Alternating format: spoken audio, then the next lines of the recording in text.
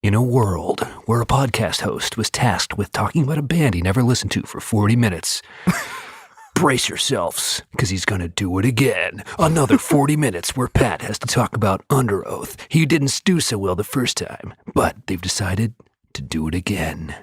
Here we go again. Again. I don't even know if that was a good cold open. Let's just run it. Just run it.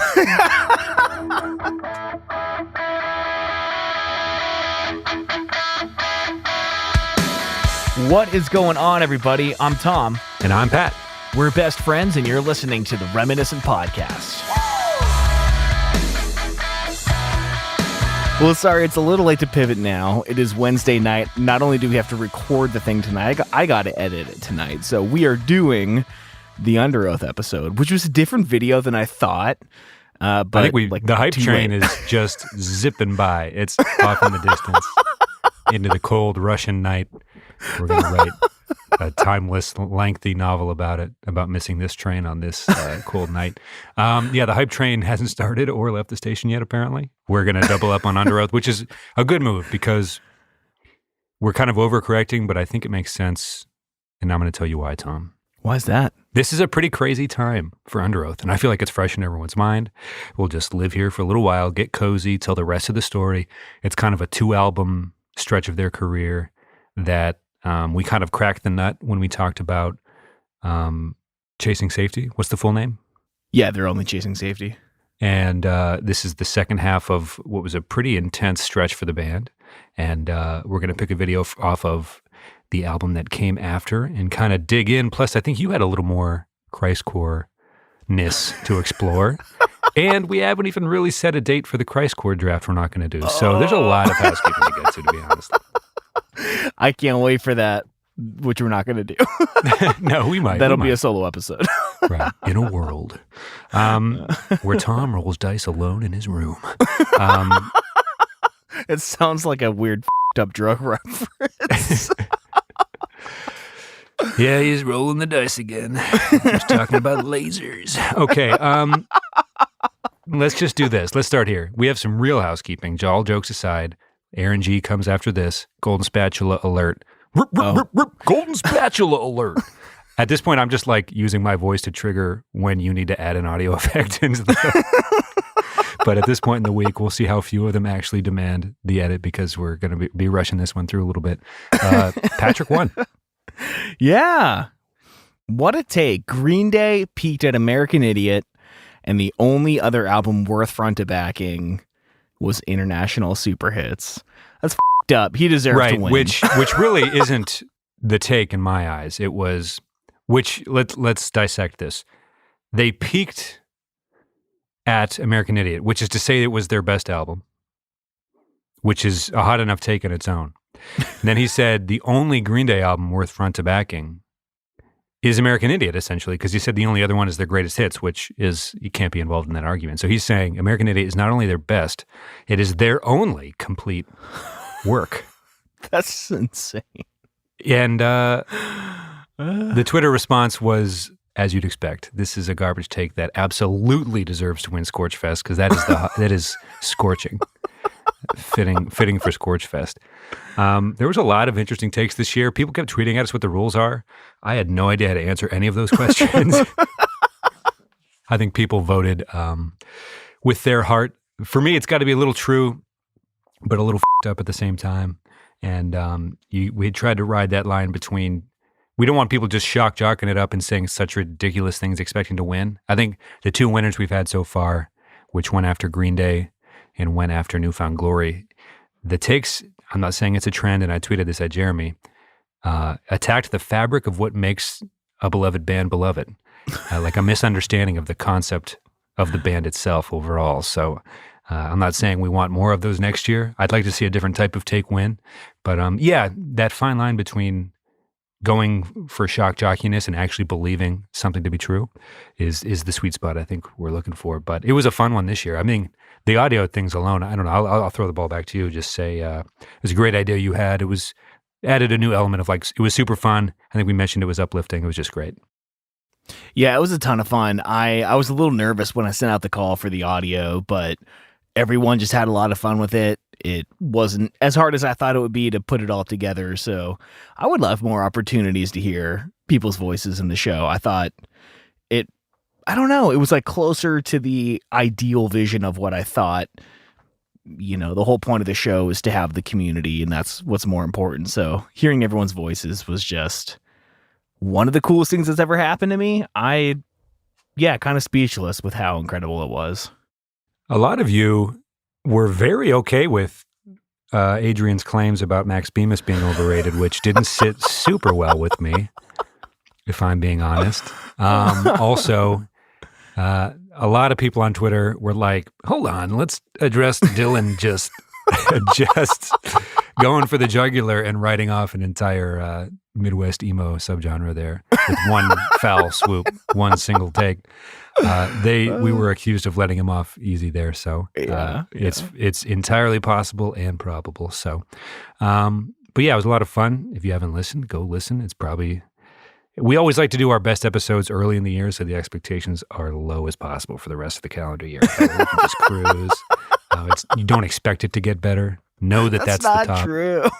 We can't top ScorchFest, though. Probably ever. No, I know. We should do it in just, well, who knows? Anyway, we will continue trying, but that was a lot of fun. Obviously, I jest. Where do you want to take it from here, Tom? Congrats to Patrick. That was truly a stunning take, because I believe he believes that. And he was admittedly drunk on Twitter that night, just drunk with power and drunk off of what I can assume to be alcohol, and just letting tweets go from the hip, professing love for the show, which, hey, we'll take. We're grateful for. We're glad anyone even cares to listen. So really fun. Thanks to everyone who participated. And on to Underoath. I can't wait for Patrick to tell us in a month that Warning is his favorite album of all time or something. What was funny about the Chris Lukey take going after The Future Freaks Me Out by Motion City was he had liked Brooke's take. Brooke had submitted something, and he was like, hey, can you tag her on Twitter, because I'd like to, say, just talk about it because I love this. And she was like, cool. Also, your take, I feel like I'm being trolled. I can't tell if you're serious. So it was kind of like, oh, cool, thanks for the shout out, but also I'm looking at your take and you might be an insane person. So obviously, it was one of the most fun days of Twitter we usually have in a year of doing the show. So really good. Okay, I keep saying we're going to switch gears and then we don't. Let's do it for real this time. Underoath. I looked into the line through the O. The minuscule? Some YouTube individuals were trying to pronounce it, and Underoath. It reminded me of two things. The apparently Seocean is how you're supposed to say Seosin, unless that was some Twitter joke. Or maybe that was something that came from that YouTube guy that just reads off pop punk band names incorrectly on purpose. And he got in trouble with Knucklepuck for saying Nuklapook, but apparently that beef has been settled. Anyway, he's just a silly YouTube guy. But Underoath might be the appropriate way to say it. Maybe we've just been saying it wrong the whole time. Underoath, I like that. It kind of sounds like someone from Quebec. We'll have to do an episode of O Canada. Love that, Underoath. Which is more of maybe Northern Europe or something. Our accents are never quite right on the show. If you listen, you're well aware of that. So, we're handing out a golden spatula to Patrick. We're doubling up on Underoath. Still no plans for a Christcore draft. But Underoath is putting out an album today, and that's kind of why so this we're isn't just celebrating a little bit. We did a cold open just in jest, goofing. Just goofing. That's all. No more, no less. New Underoath goofing. Yeah. Underoath goof. We're just some Underoath goofs, that's all. But Tom has actually looked at the calendar and planned for this to happen, and the floor is yours. Yeah, they have a new album coming out called Voyeurist, and we're not going to talk about that, obviously. It's hella out of the decade, so... not yet. We might add some thoughts at the end, but... Yes. Yeah, for sure. But, I mean, we're still in, 2005? They started writing this album just a mere 2 weeks after They're Only Chasing Safety was released. These dudes are prolific. They're trying to get work done. Just young and scrappy. I mean, this is still pretty early on in their career, but it might have been the height of Underoath at the time. I'm not really sure. I think their most important, by all accounts, I am by no means a super fan, but by all accounts, it was, I guess, the most critical 2-album run of their career. I think by any measure, both commercially and according to fans. I'm not sure many people would. If you disagree, please do, of course, tweet at us _reminiscent FM. You mentioned going to religious music festivals in Cleveland or wanting to go and your mom wouldn't let you. By the time this album came around, you're 2 years older. Any anecdotes that I need to buckle up for? So I actually didn't listen to Underoath until like 2007. Wow, so you unwrapped like this great gift once you discovered them. I had so much stuff to go back through when I discovered them, and they were just about to put out another album, Lost in the Sound of Separation. So I had a lot of Underoath to go back through, and I think like most people, I gravitated more towards They're Only Chasing Safety, but that was so successful that then the labels and everything dumped so much into Define the Great Line, and maybe it wasn't as much of a beloved album as Safety, but it had all of the momentum of it, so they put way more into it, which I thought was interesting. But I mean, I do remember listening to this album a ton in high school. This is Cameron. You know, if you listen to the Reinventing Your Exit episode, I told the story of hearing it for the first time. Well, actually, something I don't think I told on that episode was the first time I actually heard Underoath, I saw them live on a tour with Taking Back Sunday. Did I tell that story? I don't remember. No, that seems like a pretty crucial detail that you might have left out. We talked more I think we leaned heavily on the Christcore genre stuff last time. Okay. But it's interesting because we'll mention that Taking Back Sunday tour when we run through the fast facts. But so you just saw them. Your first experience was just seeing them. So How many times did you go to Cleveland to see Taking Back Sunday would be my follow-up. This was in Pittsburgh, and gotcha. It was right around my birthday in April, and my mom was going to do the 21-hour drive to Sarasota, Florida to see my grandma. I had done it the 2 or 3 years prior, and I asked for my 16th birthday to be dropped off in Pittsburgh to see Taking Back Sunday. And I remember my mom being like, the tickets were like probably $17, you know? So she was like, do you want to go with a friend? It's your birthday. And I was like, no, I'm going alone. I'm crowd surfing. I don't want to worry about losing anyone. For one of my biggest birthdays ever, I just want to be in a crowd to see Taking Back Sunday alone. It would have been my second time seeing Taking Back Sunday, both times in Pittsburgh, actually, I think. And Armor for Sleep opened, and I knew of them, but didn't really listen to them, and they were fine. And I remember going to the back. It was like an inside auditorium kind of thing.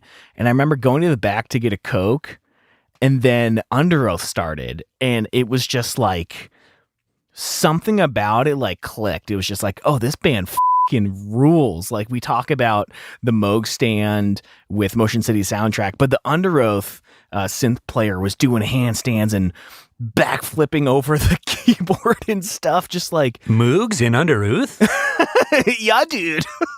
So they were just going nuts, man. And what was weird, I don't know, like my phone didn't have internet on it at the time. I was still probably rolling with my Motorola Razr, but I didn't like even look up who it was. I never really listened to them. It wasn't until a year later at Ski Club I told a story about one of my metalcore Sherpa Cameron introduced me to them as we were eating $28 chicken fingers in the ski lodge and pretending to shit our brains out in the bathroom. Just sipping on Arnie Palmies with the Fat Cats. That's summarizes Tom's childhood pretty well. But at that show, we stayed the night in I remember it was a La Quinta Inn because they allowed dogs, and we had our dog Goldie at the time. And I didn't plan on telling this part of the story, but my girlfriend drove from Erie to pick me up and bring me back home. And I remember being like, I have a hotel room to myself. My girlfriend's coming. Maybe we can like kiss or something. And then she was like, she got there and she's like, we got to go. We got to make it back for church. And I was like, what? It was honestly really deflating. But anyways, yeah, I saw Underoath and like didn't even really know it. But to this day, I still have a sticker on my guitar case of. So you paid for the room and that room was just vacant for a night? No. So my mom, sister, and I and the dog stayed in the hotel room Saturday night after the show. Uh-huh. They left for Florida really early on Sunday. Okay, so you would have had a window between their departure and checkout to steal a smooch. And it did not happen. Gotcha. Okay. I thought you were sitting there like in a Home Alone sequel in New York situation where you're just essentially a child in a hotel room with adult possibilities on the horizon. But if you're just sitting there on a Sunday, the Lord's Day, you are a sinner, as we've established on this fine program. Just trying to get my smooch on, dog. So, when you're young and you just have no fear and it's just full send all the time, I remember bringing in my coat one of 4 Under Par's demos that was like at this point 4 years old. It had 4 songs on it. We weren't even proud of it anymore. But after the show, I remember talking to one of the security guards. I handed it to him and I was like, will you give this to Take It Back Sunday? And he was like, nice. He was like, hey man, I try to interact with the bands as little as possible. And I was like, dude, please, can you give it to them? He's like, no, I'm not going to. So I was At like, least okay. he was real with you. Right. Honestly, it was pretty cool of him. But it got even cooler because I was like, okay, I'll just wait for the bands to come out. I'm going to wait by their bus. And I literally waited for like an hour and a half. And I was like the only person there. And the band never came out. So the security guard came out and he's like, hey kid, and he waved me over and he gave me a sticker. It was like the official tour design, like the poster design, and it had like security/VIP for you to like circle which one it was, and it had security circled, and I think he gave me like his working sticker, and it's still on my guitar case. And like, I don't know, man. It would have been so easy to be like, yeah, dude, I'll totally give it to him and just throw it in the trash. But he was real with me. And then he like saw my desperation and hooked it up. Like that still means a lot to me somehow. You got to go 15 backstage? Years later. No, he just gave me the sticker just to be like, here's memento. Something. So literally anything. Because I think he, felt bad. But I still have it. And I brought my acoustic in for work a couple weeks ago, and I brought out the case, which I usually have in the crawl space underneath the house, and it like made me smile to see that sticker. And then Sure enough, it was like, yeah, Take Back Sunday, Underoath, Armor for Sleep. But yeah, that's a man. tour we're going to talk about very soon. Ooh, can't wait. Do you want to do fast facts? I saw something about Tyler James in the notes. Oh, I've got so many stories, but I don't want to take the whole episode. Okay. That's okay. No, it's called reminiscent. All right, so Hometown Heroes, Still Frame Sky. Yeah. They were pop rock, except when they were Christcore. Essentially, they had a few songs that honestly sounded a lot like this one, and they really wanted to like make it big. And I remember we were at John's Pizza, which was just, oh my god, in the Erie tour video I put out that's now available for everyone. I went there, and it was just as good as I remember.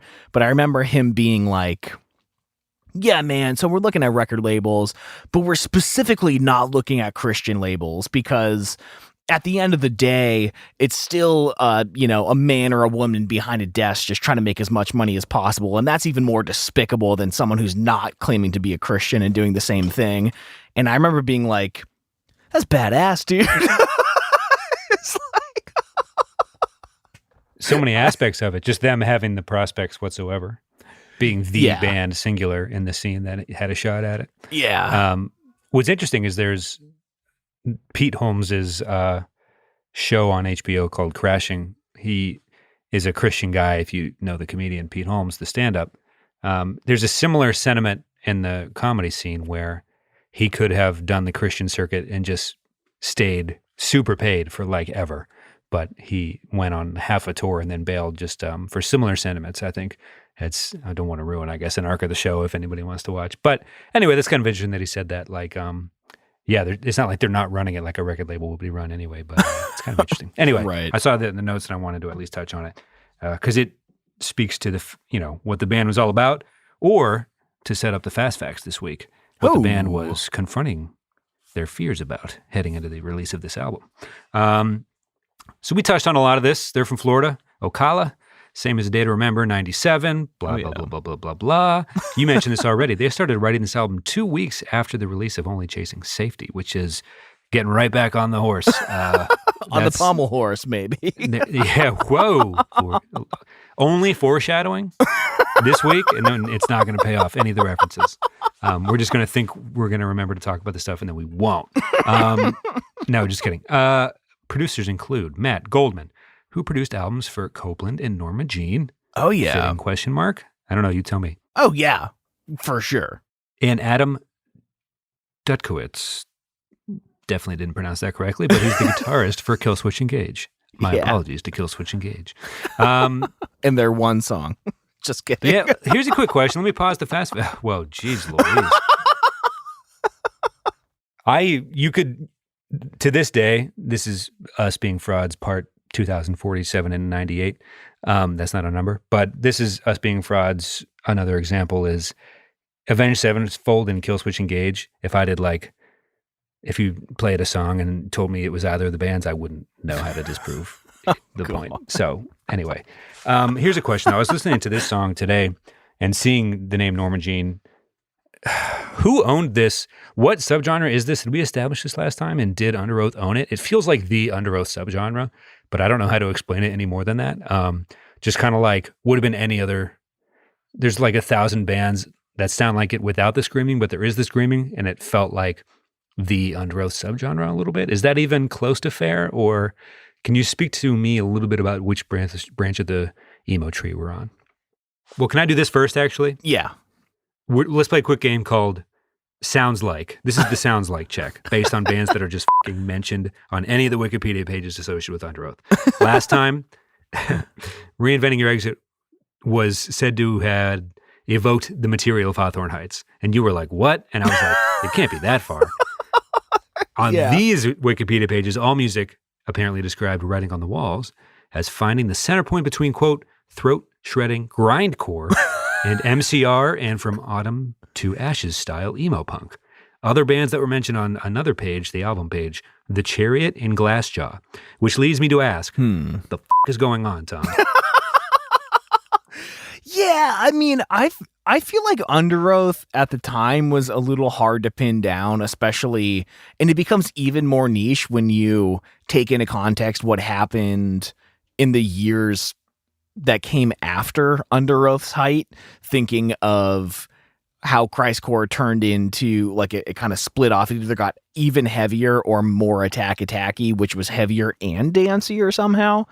But I mean, The Chariot, I like it because they're one of my favorite bands. I got to see Underoath and The Chariot on the same tour, so maybe there's something there. And I've got a really good story about that tour too. Glassjaw, I'm not familiar enough with them. That's the guy from Head Automatic. Yes, yeah. It's interesting because so I think of it as melodic hardcore or metalcore, depending on which part of the song you're in. And you can even like sub-niche those more and more. And I think it gets to a point where Underoath did have a really interesting, an interesting center point between a lot of these other things. Grindcore, I don't think they ever even tap into that part of the spectrum, but what I've learned from doing this show is when you're a music writer, you can say whatever the you want. And as long as it's insane, it'll just live on Wikipedia pages forever as gospel. So that's all I've learned from doing this show, really, is that music writers, there's no limit to what they can just fucking say. Like, I think it's this insane combination of words. It's like, well, that's a unique thought, actually. Because do you remember Waking the Cadaver? The shredded weight. Literally throat shredding. Those are the words he's saying. I don't think it sounds anything like that. But, so like, yeah, post-hardcore or melodic hardcore at the time, I don't... You know the sound, though. It's... Like, that's... I was listening to this song today, and I was like, man, we really just did this episode. Like, in my brain, that's exactly what I was thinking. I could not draw the lines whatsoever. I was just like, this is one of 17. But the main question to you, just to bring it back real quick, and to get back to the fast facts here, did Underoath own this space or not? Is that just recency bias? Because this was the Wikipedia page I looked at today. I think they owned a sub-niche of a sub-niche. Who would be the other players? Name 2 or 3. Yeah, I mean, it's hard because the later bands got like more, I don't know, like Underoath, their melodies weren't supposed to be these pop choruses. They may have been clean choruses, which took a lot from like 2002, 2003 post-hardcore stuff. Like it wasn't supposed to be this like beautiful thing, which is what it became later. It also wasn't like dirty enough to be some of the older kind of, I don't know, man. I think they were unique. Let me ask you this. People hit us up on Twitter and ask us for episodes. No one has ever hit us up on Twitter and asked us for an Underoath episode. We talk about Ohio is for Lovers by Hawthorne Heights. We talk about Alexis on Fire for specific reasons. We talk about Norma Jean for the way the guitars sounded so interesting. Whitechapel, pig noises, girl screams, whatever. In my head, they're in the same arena-ish, my uneducated idiot brain. I think they're closer to Alexis on Fire than anything. It's a legacy question because we're not going to talk about Underoath for a while because we just done 2 in like 3 weeks. How important are they to what we talk about on the show? Because I think what we're nearing, I don't think it's unimportant, but it might be from what I'm hearing. Was there anything?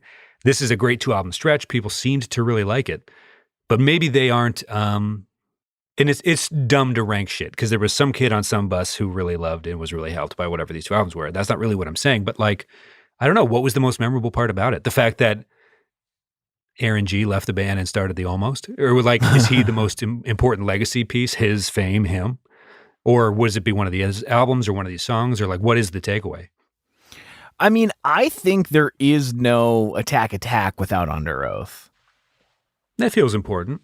I think it's huge. I honestly like, so I thought that Underoath bridged a really good gap between, I mean, like really heavy music, really poppy music. It gave a home for both without going into either end too much. And somehow it rode that line of authentic Christianity without being praise stuff, without being like, I'm a sinner, I should go to hell. Like, I don't know, man. I think they were just really good at riding a fine line. It's funny you say that because it's true about you in real life as we do this show. I don't know, dude. I think just everything they did it so well. Gotcha. And they did it better than anyone else, which makes me feel like they own this subgenre of a subgenre, and it influenced so much stuff that came after it, and they were influenced by a lot of really good stuff that came before them. Gotcha. I think you just danced around a few different points and avoided calling them the Kings of Christcore, but that's okay. I'll say it. I think they are the Kings of Christcore. Oh shit, you heard it here first, folks. Tom said it, not me. It's him. I'm Pat. That's Tom. Tom's the one who just said that. No, okay. And back to the fast facts. I appreciate you indulging me on that point because I was curious about the legacy because we're not going to get back to this band for a little while. We might talk about the Almost at some point this year, but okay. An unfinished version of the album, here's a little 2000s history stuff. They're like sign of the times, was leaked onto BitTorrent websites and P2P services months before the release date. Any chances you happen to come across those versions, or you came late to the party because of Cameron, so maybe not?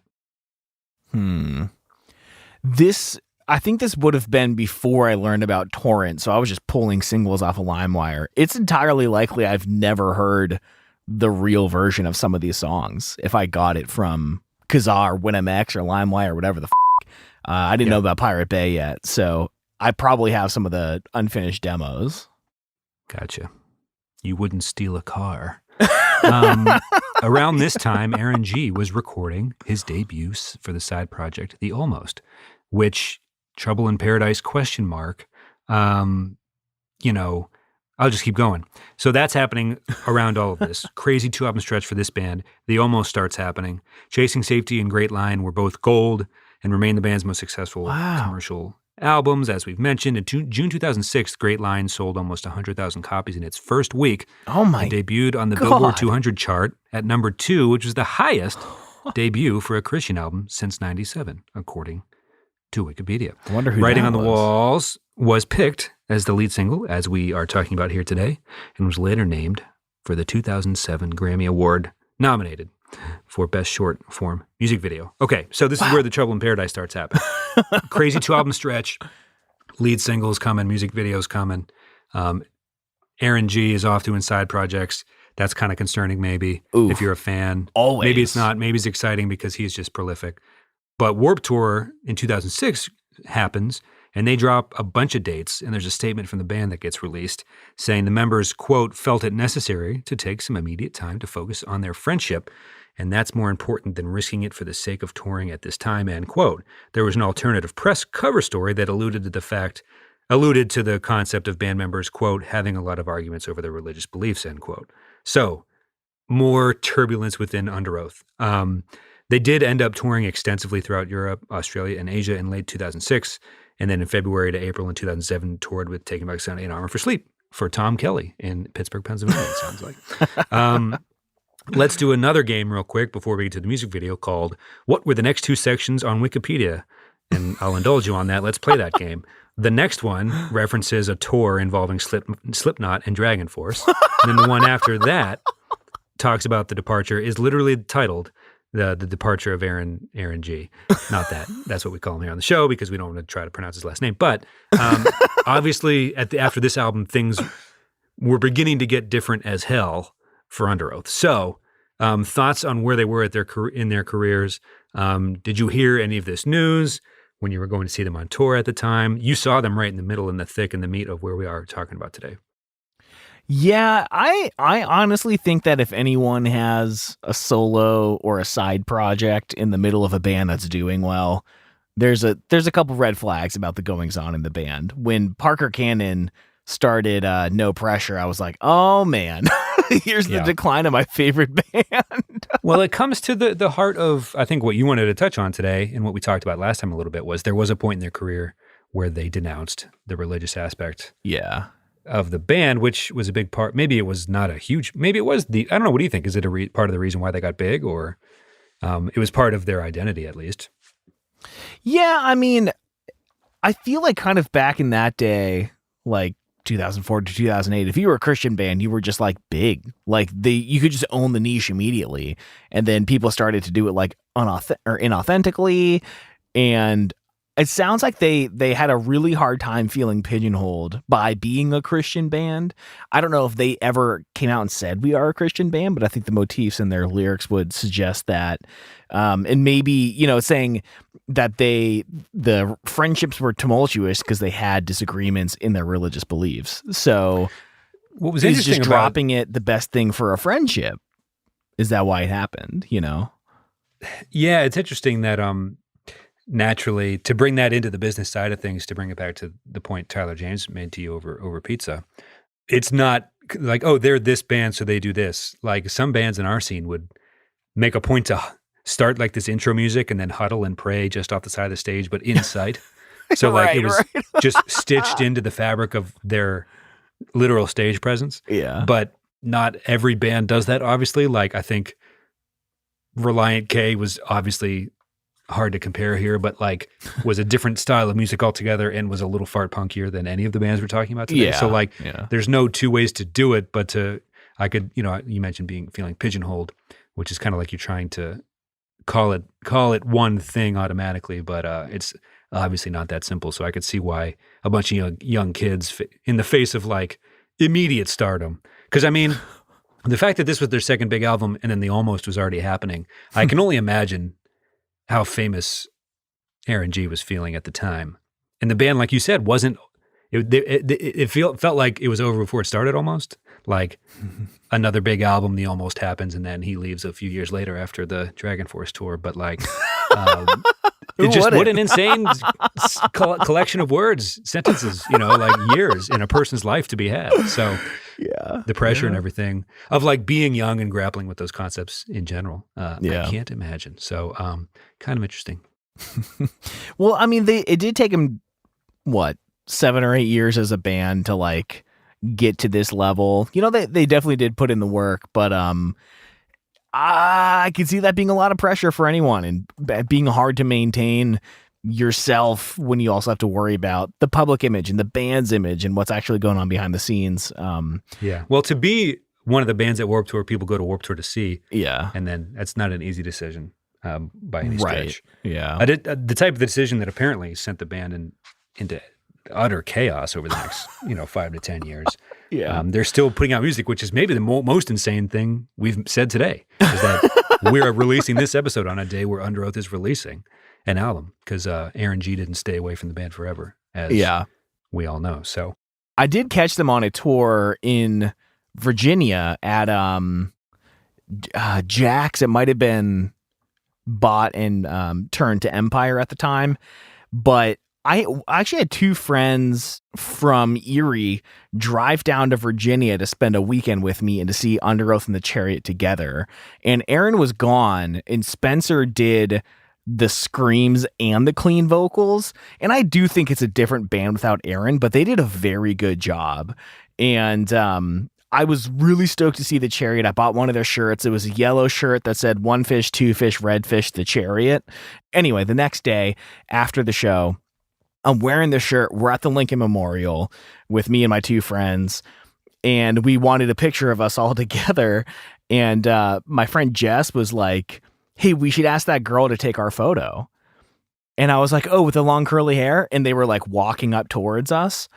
And I remember thinking like, oh, she has cool tattoos. And then I was like, wait, that's Spencer Chamberlain. What?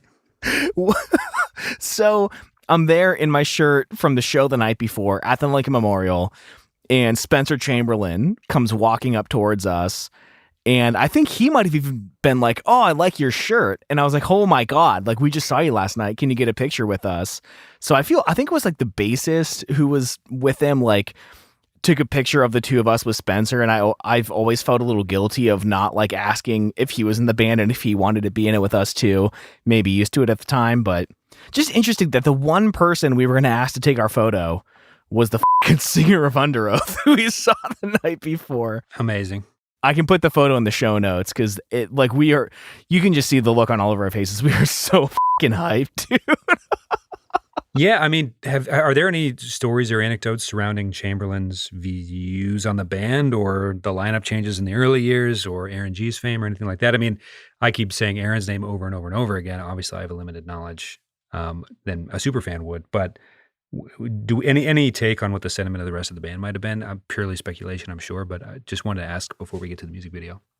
I have no more information than you do. I just listened to them. I wasn't really into like all the drama, but when I saw them with Taking Back Sunday, it was in between their songs. They just hit the last note, and one guy in the crowd yelled, "Where's Dallas?" And Spencer was like, "Oh, okay, buddy," like their old singer, because I think a lot of people didn't like Spencer, and that was the only thing I've ever heard about any of it. I don't know, just one. Well, we talked guy. about that the last time we talked about Underoath was the lineup changes. Honestly, drama, right? Like this band was knew how to be talked about, I guess. But that is that's an interesting in show anecdote for sure. Anyway, moving along. Don't want to revel in that, but yeah, interesting. Oh, to be a member of Underoath. Let's see. Okay, so we talked about getting on the hype train and keeping it positive for the next couple of weeks. We fucking didn't do that. I'm going to make you talk mostly about what's in this music video because I don't want to. Disturbs me a great deal. This was your idea.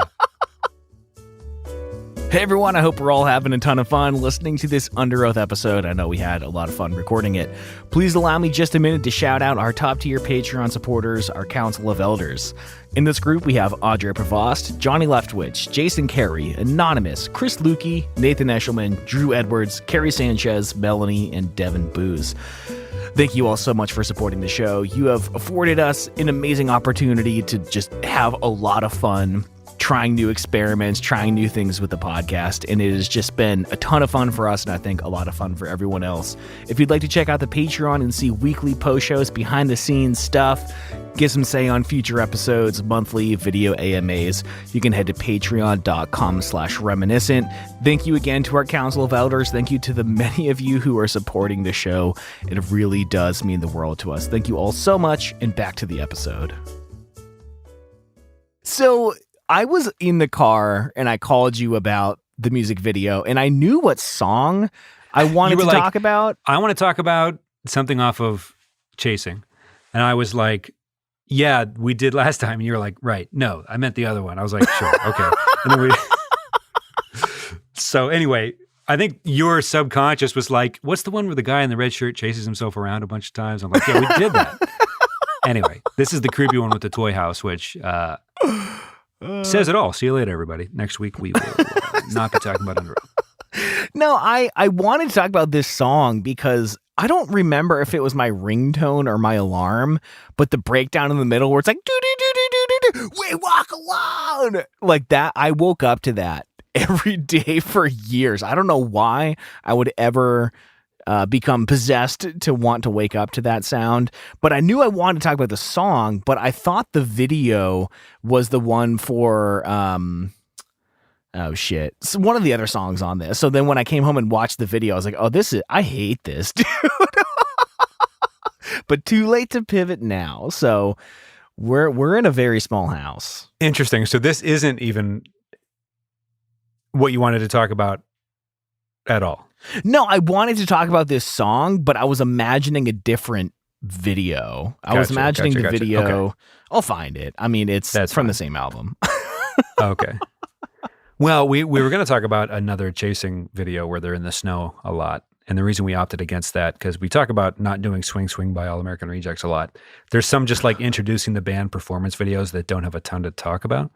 And that felt like one off of the why we didn't start with that one and why we opted for redefining your exit. But anyway, I was imagining the video for In Regards to Myself, by the way. Okay, good. Anyways. Good to know.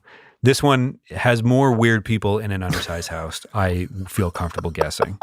It's not a toy house. Like there's adult human people and children living in it. It's kind of like you think it's going to be, you're like, oh, okay, I think I've seen this Taylor Swift video where she just is going from room to room very romantically with a lover and everything's normal size and there's bright colors, except it's nothing like that at all. Everyone's cramped as shit. It's creepy as hell and there aren't any colors at all. There's just like weird circus children running around playing patty cake and like creepily Pamalhoresing for some reason, like of all the recreations to do in a house. Like, Papa, may I go and Pamalhorse now? I've finished my Brussels sprouts. Anyway, it's just, there's nothing about this video that sits well with me, and I think that's the point. So kudos to the... I wrote it's Taylor Swift's Lover music video, but in the upside down. Yeah. Exactly.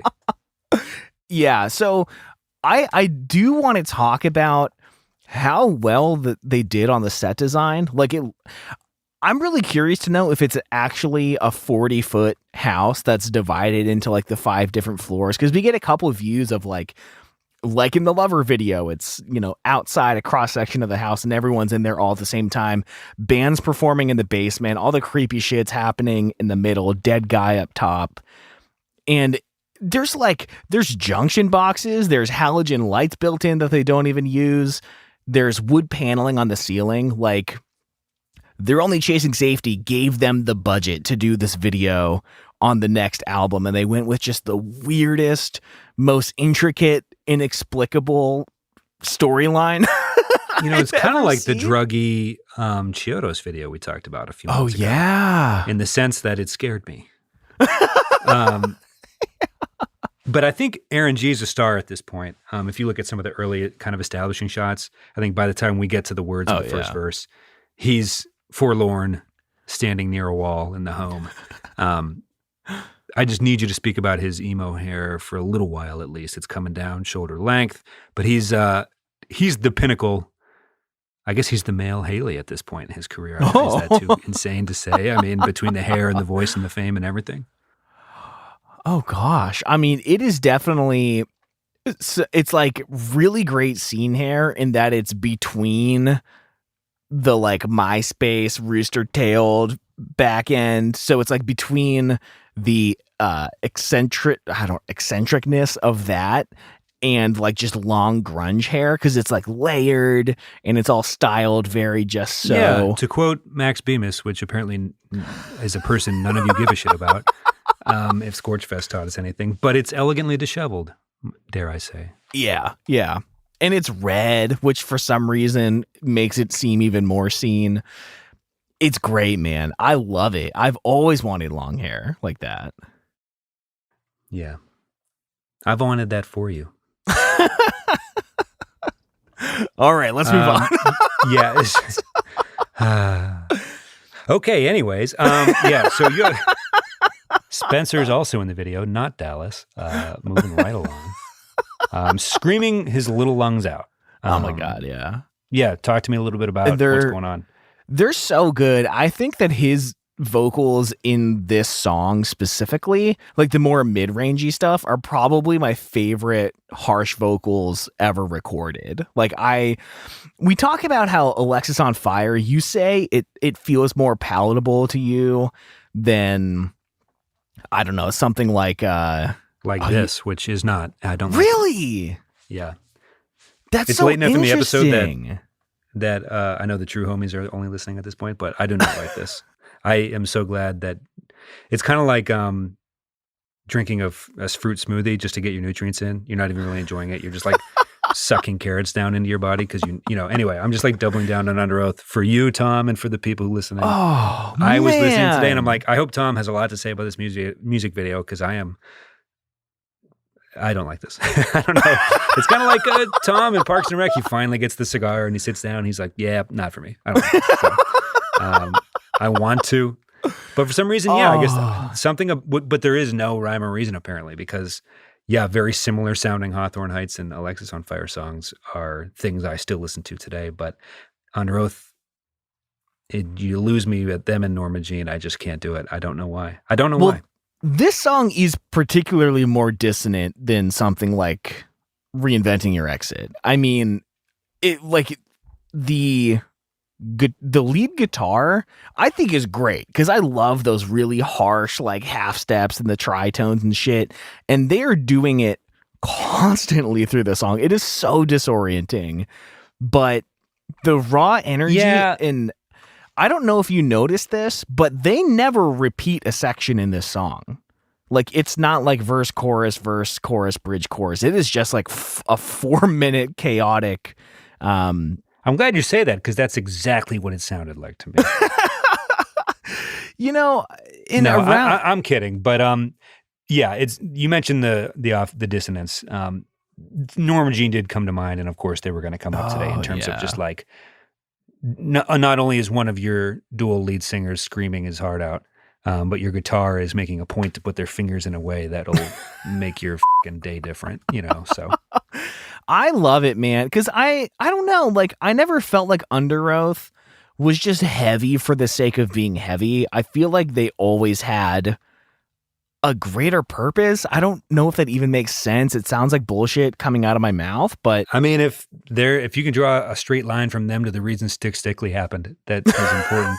And I guarantee the reason I'm not into them is because someone handed me just some different CD. It's the same reason you and I aren't Thursday people. Someone just happened to bring a burned copy of a Taking Back Sunday CD to our school a week before. You know what I mean? Like, we just went down. There's only like I think we've found maybe 1.5 paths through the emo scene in the 2000s doing the show. Right. And the other path goes a little more Thursday hardish, maybe a little bit. I don't know, but are you Googled Writing on the Walls and watched the OK Go music video instead?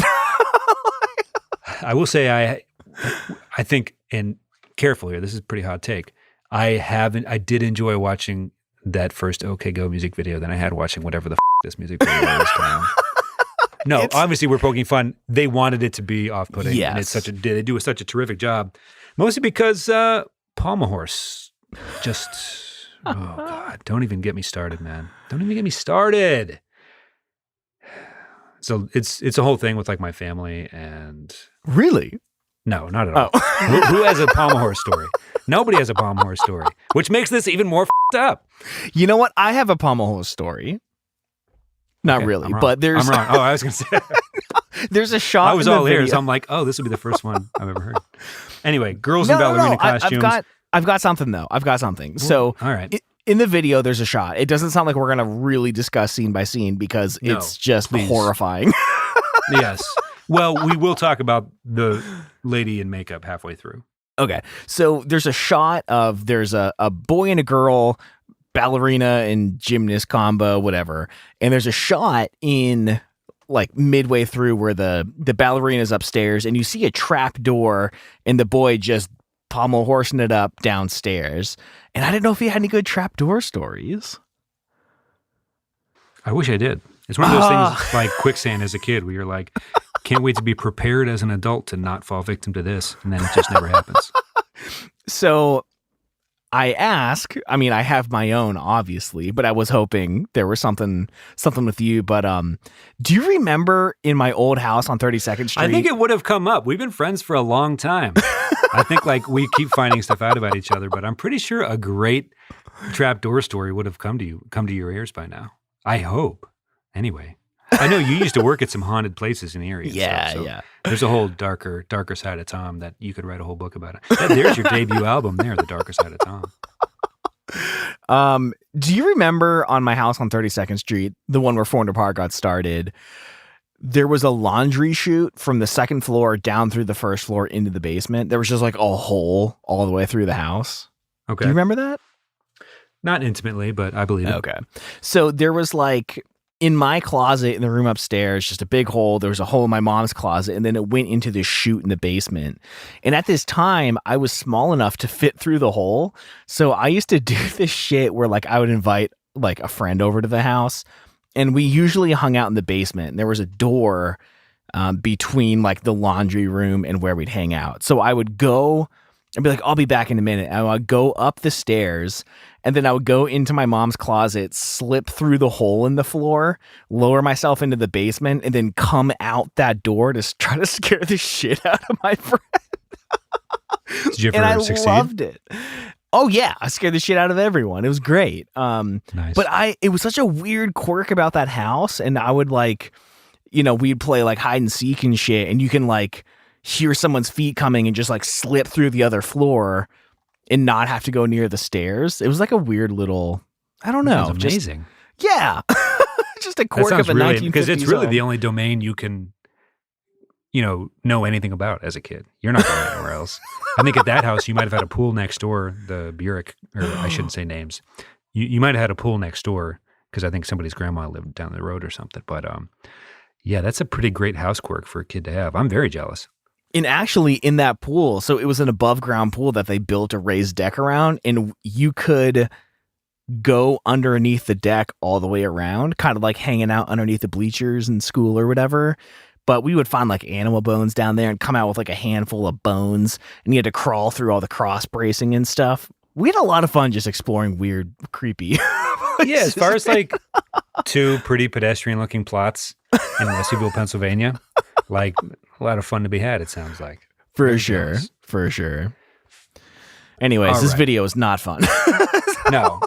Sorry. If anybody came to this episode being like, can't wait for that scene-to-scene breakdown of the music video. No one ever wants that. So if we learned anything from the survey. Okay, there's a creepy crying woman halfway through. The guitar tones at this point were making my day at work a little different. I was on my lunch break. I was like, okay, I guess I'll take another spin through this. And I imagine, I guess I liken it to seeing the twins in The Shining or something. It's just like not where you want to be in life is facing this person. She's not having a great day, doesn't seem like. Talk to me about how this video ultimately comes to an end. It gives you mentioned the lack of structure in the song. There's a lack of structure in the video itself, which kind of maybe aids to even the guitar tones themselves. Just any final closing thoughts on the song and the video itself? I'll just kind of let you go run with it a little bit here. Well, again, man, I really fell in love with post-hardcore, melodic hardcore because of the lack of structure. I'd never heard anything like it. And then when the Chariot and Norma Jean are just at their best, just writing for 4 minutes, never coming back to the same idea, something about it was so captivating. And I loved going from They're Only Chasing Safety to this, and it's just fucking chaotic. Like, to me, it really resonated with me. I was going through a lot of shit at that age, but I really tried to find, like, to interpret the video in a way that, like, oh, it all makes sense because of this, or like, if you blink, you miss this one moment that ties it all together. I don't think we really had that, man. I think they were just trying to come up with like visuals that match the tone of the song. I'll take a stab. Okay. The spaces are too small for the people inhabiting them. Aaron G's doing the almost. I think it speaks to the turbulence, and I think it speaks exactly to where the band was at the time. They are confined into the spaces of the subgenre, and they're being called, being labeled Christcore, things like that. Confined by the band itself. If you're Aaron, I think it speaks to, I could see why they made a video during this era of the band where there's a bunch of people in rooms that are barely bigger than they are. Yeah, and I guess like they're performing in the basement, and that's them being themselves. Up at the very top is a dead guy, so I don't know. Like, yeah, maybe it's some status thing. I don't know. You make it to the top, and it kills your soul. I don't know what the gymnast and the ballerina are just like working super hard, even though they're really young. I don't know, man. The blonde girl in the middle looks a little out of place. She's just like dressed like Angela from The Office, and then she starts screaming and crying so hard that it's flooding the floors and the people beneath them. I think it's like any punk sentiment, right? Like, I need to get out of whatever this suburban, normal, quote unquote, inside this house, where anywhere a house might be, it's just absolute chaos. And I can't wait to break out of this thing. And I think it makes enough sense for where the band was. Sure. And in the end of the video, it zooms out, and they're on this like tiny island in some fucking hellscape, surrounded by like just unlimited water. So maybe we're stuck in this place. There's nowhere to go. Couldn't get out. We're stuck in a place that's stuck within a place that's stuck within the same bigger place. You could see why the next few years of the band might not have been totally like the most chill experience for anybody. Yeah, makes sense. Yeah, I think we watched it. I mean, we talked for a little while as if we hadn't even watched the video, but we did watch it. And look, we like Underoath. Too many times. Dude, I love Underoath No, you actually do. You actually do, yeah. I have a tattoo inspired by Underoath, so yeah. Hey, there you go. And yeah, I want to make super clear that just because they're not my favorite band, they might have been if someone had handed me their CD before any other different CD in the 2000s. It's interesting, kind of. We're all on the same emo path with slight different variables. Let's touch on their new music a bit before we go to the songs of the week. Yeah, do you like it more than this? No. Okay. It sounds exactly the same to me. Really? Okay. I don't know. The song Hallelujah was interesting. And it was interesting that they had a song named Hallelujah. I feel like as they denounced their faith. Sure. So, I mean, like, the album is released today when this episode is going to be released. There's definitely more than just the few preview songs that got released on Apple Music or whatever. Yeah. Wendy's absolutely flamed them on Twitter. You sent me a screenshot. I forget the quote, though. It was, your new music sounds like my little brother trying to cuss for the first time. Which is, Wendy's has become kind of like the voice of the scene over the past 2 years. So, like, how did that happen? Yeah, I know Underoath kind of wanted the publicity and asked for them to, to be flamed or whatever. But you probably have more elegant thoughts on it than I do. My take was that it's a little bit of a time machine in the sense that after listening to them all afternoon, I wasn't hearing a ton different from what I was hearing before to my untrained, not super fan ears, I guess. Which to fans might be like, great, a return to form. I know Weezer fans fucking can't wait for that return to form album. And whenever there's like talk of that, they get fired the fuck up. But it's never going to be 1994 again or whatever. So maybe fans of Underoath will like that. Maybe they don't. Maybe they disagree entirely. I don't know. What do you think? Yeah, I mean, a lot of like the older metalcore bands have gotten a little more butt rocky in the past decade or so. I'm not like the biggest fan of Hallelujah, but Numb is pretty cool. Like I get like Norma Jean meets Turnstile vibes from it. I think it's more unique. You should write for the alternative press. I think it's more unique than Hallelujah. I don't think it's going to be, I mean, I would love to be proven wrong. I don't think it's going to be an album of the year for me, but I am very, very excited for it. I mean, I really fucking loved Underoath back in the day, but I don't know, man, like their songs really affected me, but it has not proven the test of time in the way that Taking Back Sunday and that has. Like, I still enjoy it and I listen to it and it reminds me of very specific moments, which, the memories I still hold very dear or whatever. But not to say it hasn't aged well, but it's been one of those bands where the impact is only 60% there. Whereas Taking Back Sunday, I am 16 again and I feel all of that pain again. So I'm excited for the new stuff. I think it's similar enough to their old sound for it to make sense, but it does sound like they're trying to push a little bit of who they are and who they can be now that they've burned that house down and found dry land somewhere. And now it seems like they're a little more themselves. It does sound a little bit like they're cussing for the first time in public, which they are. Sure, they should have fun with it.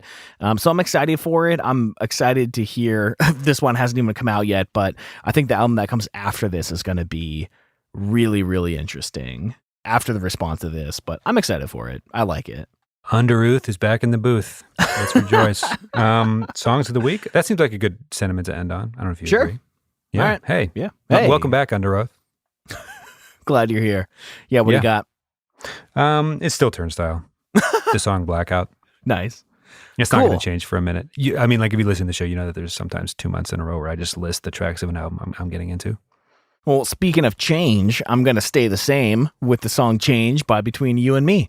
Whoa, dude. I cannot get enough of this album, man. It is so good. It's just, they wrote it just for me, I feel like. Just real poppy, super good. Was this the all-time low lookalike band or sound-alike band?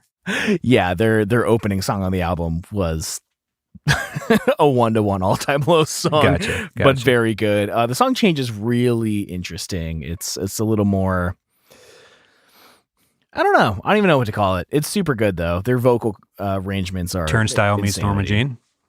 Jean? Not quite. Not quite. Okay. Well, But it is like the main meets all-time low. Interesting. The two factions of people that listen to our show will either be happy or very disappointed by that. Thanks for being here, everybody. At some point, the hype train will take off. We just took a quick, very deranged pit stop to finish off an important stretch of a career of an important band through the lens of the show. So thanks for indulging us. Got to talk about the Almost for a split second. And maybe we'll talk about the Almost later because that was actually... When I was working at the radio station in high school, the Almost, I heard, the Almost was in the rotation at the station, but no Underøath was. So, I think the Almost was what The Color Fred wanted to be in terms of like an offshoot that actually did well. Yeah. But anyways, gotta love Fred Mascherino. Love him. Sure. Hey, why not? Hey, all right, everybody. We like him. All right, bye. Hey-o, on to the post show. Doctor. Love you, Tom. All right, everyone. I hope you had fun. Please hit us up on Twitter at _reminiscentfm. Let us know what other bands you would compare Underøath to. Is it Norma Jean? Is it Grindcore? Is it Hawthorne Heights? We really, really need to know. And pray tell, are they the Kings of Christcore? Personally, I think so, but I'd be open to hearing alternatives. Thank you all so much for listening, and we'll catch you next week. We love you all so much. Bye, everyone.